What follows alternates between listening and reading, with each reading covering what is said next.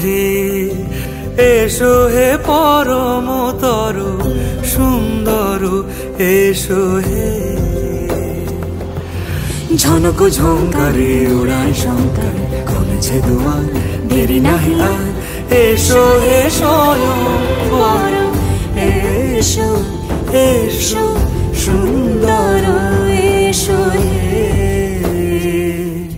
সমারোহে এসো হে পরমতর সুন্দর এসো হে।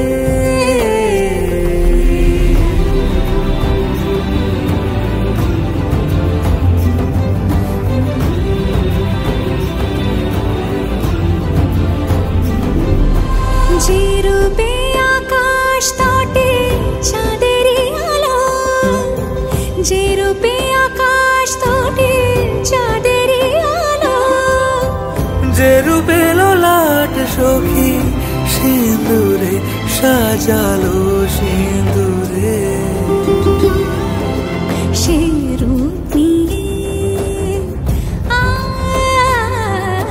সে রূপ নিয়ে এসো হে যুগন্ধর সুন্দর এসো এসো হে সমারোহে এসো হে পরমতর সুন্দর এসো হে।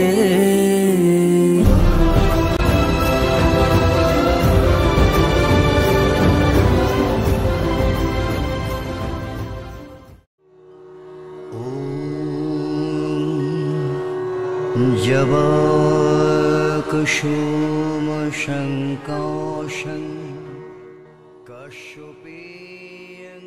নমস্কার, আমরা ত্রিজলানীতির পক্ষ থেকে ভারত রঙ্গ মহোৎসবে অংশগ্রহণ করছি। আমাদের পাঠ্যাভিনয় পঞ্চম বেদ। আমাদের গুরু ও এই পাঠ্যাভিনয়ের নির্দেশক শ্রী বিষ্ণুপদ দেব। আমরা শুরু করছি পঞ্চম বেদ।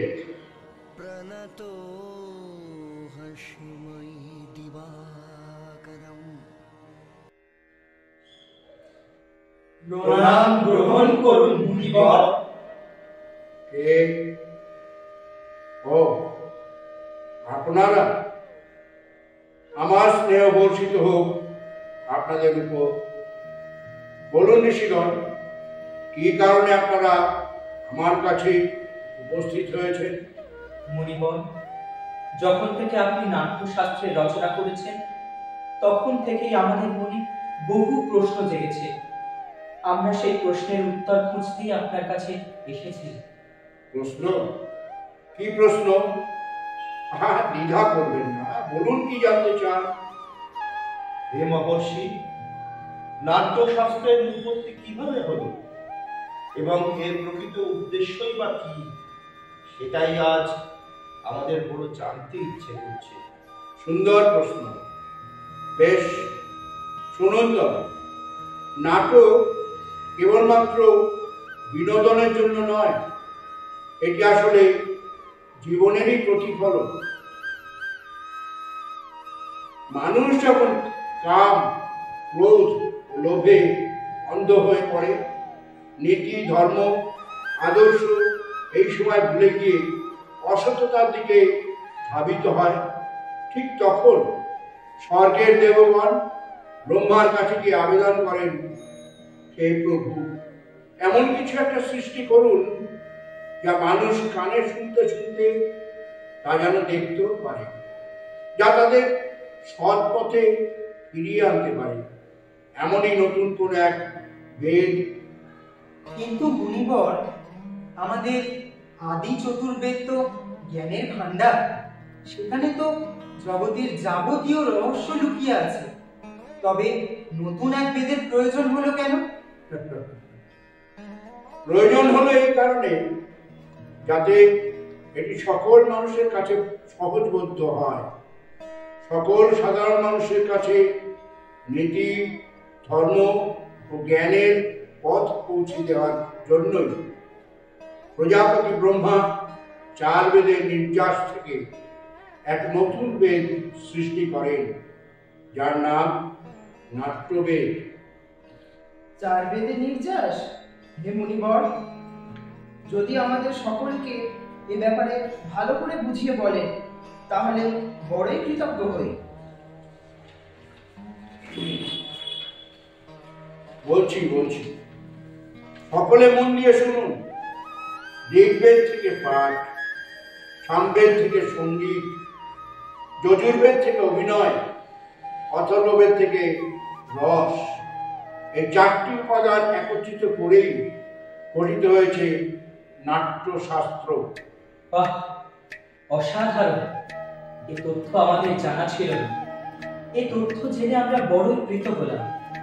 মুনিবর, আমার একটি প্রশ্ন। বলছি, এই নাট্যশাস্ত্র বা নাটক কি শুধুমাত্র দেবতাদের জন্য সৃষ্টি করা হয়েছিল? না, তা একদমই নয়। নাট্যশাস্ত্র বা নাটক সৃষ্টির পর কোনো এক সময় দানবরা উত্তেজিত হয়ে প্রজাপতি ব্রহ্মার নিকটে গিয়ে জিজ্ঞাসা করেন, হে ব্রহ্মা, নাট্যবেদ বা নাটক শুধুমাত্র দেবতাদের জন্য সৃষ্টি করেছে? আমরা কি নাট্যকলা থেকে বঞ্চিত থাকবো? তখন ব্রহ্মা তাদের বললেন, তোমরা উত্তেজিত হও না। শোনো, নাটক কোনো নির্দিষ্ট জাতি, নির্দিষ্ট গোষ্ঠী, নির্দিষ্ট মানবের জন্য সৃষ্টি নয়। এই নাট্যবেদ, এই নাট্যকলা দেবতা, দানব ও মানব সকলের মঙ্গলের জন্যই সৃষ্টি হয়েছে। আচ্ছা মুনিবর, নাটক কি শুধুমাত্র বিনোদন, নিখাদ আনন্দ মাত্র? না, নাটক কেবলমাত্র বিনোদন নয়, এ হলো সমাজের দর্পণ। এই নাটক ক্লান্ত হৃদয়কে শান্ত করে, যন্ত্রণা দূর করে। এতে সকল শাস্ত্র, জ্ঞান, কর্ম, ধর্ম ও শিল্পের সমাহার রয়েছে। এমন কোনো জ্ঞান নেই, এমন কোনো কর্ম নেই যা নাট্যে নেই।